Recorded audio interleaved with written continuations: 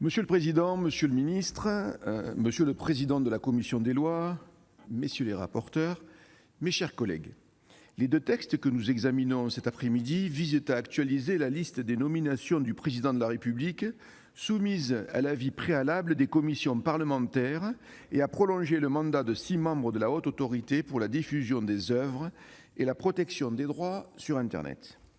Depuis la loi constitutionnelle du 23 juillet 2008 de modernisation des institutions de la Ve République, le Parlement dispose d'un pouvoir de veto sur certaines nominations prononcées par le Président de la République, en raison de leur importance pour la garantie des droits et libertés ou la vie économique et sociale de la nation, je cite, comme le stipule le 5e alinéa de l'article 13 de la Constitution.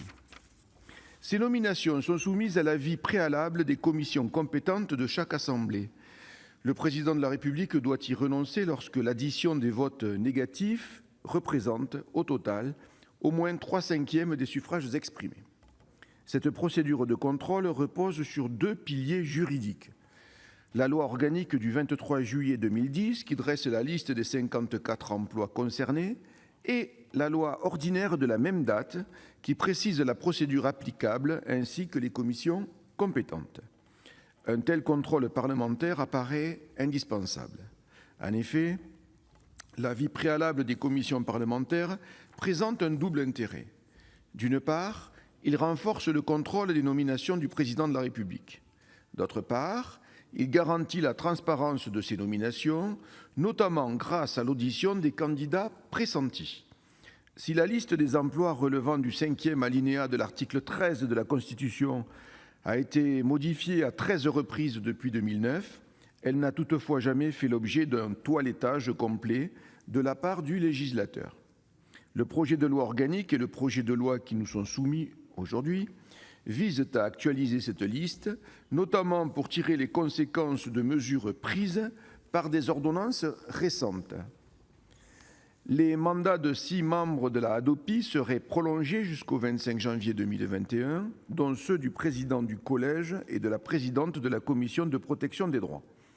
Le gouvernement ne souhaite pas nommer de nouveaux membres d'ici cette date, alors que le futur projet de loi sur l'audiovisuel devrait prévoir la fusion Hadopi et du CSA. Si le projet de loi organique et le projet de loi sont présentés comme des textes de coordination, ils soulèvent toutefois une difficulté de fond en conduisant à un léger recul du contrôle parlementaire sur les nominations aux emplois publics. C'est encore une des discussions ce matin en commission des lois. Ainsi, au total, 51 emplois resteraient soumis à l'avis préalable des commissions compétentes, contre 54 aujourd'hui.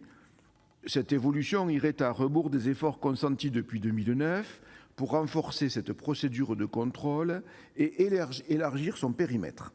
Aussi, dans ce contexte, je me félicite que la Commission des lois ait consolidé les dispositifs existants. Elle a notamment précisé que la prolongation des mandats des membres de la Hadopi concernerait les membres titulaires de la Hadopi, mais également leurs suppléants. Elle a également pris acte du changement d'intitulé de l'Autorité de régulation des communications électroniques, des postes et de la distribution de la presse, ARCEP, et de la Banque publique d'investissement, BPI France, que chacun de vous connaissez. De même, je me félicite de l'initiative de la Commission de l'aménagement du territoire et du développement durable, qui a prévu de soumettre 4 dirigeants de la SNCF au 5e alinéa de l'article 13 de la Constitution. Dans le même esprit, je suis heureux que la Commission des lois ait souhaité que le Parlement se prononce sur la nomination par le Président de la République, du président de la Commission d'accès aux documents administratifs, ainsi que du directeur général de l'Office français de l'immigration et de l'intégration, dont la mission s'est fortement affirmée au cours des dernières années. Monsieur le ministre, mes chers collègues, il apparaît particulièrement important de préserver le contrôle parlementaire sur certaines nominations, certainement pas toutes aux emplois publics, pour éviter bien évidemment les lourdeurs qui s'en suivraient. Aussi, le groupe Les Indépendants votera en faveur de ces textes modifiés et enrichis en commission.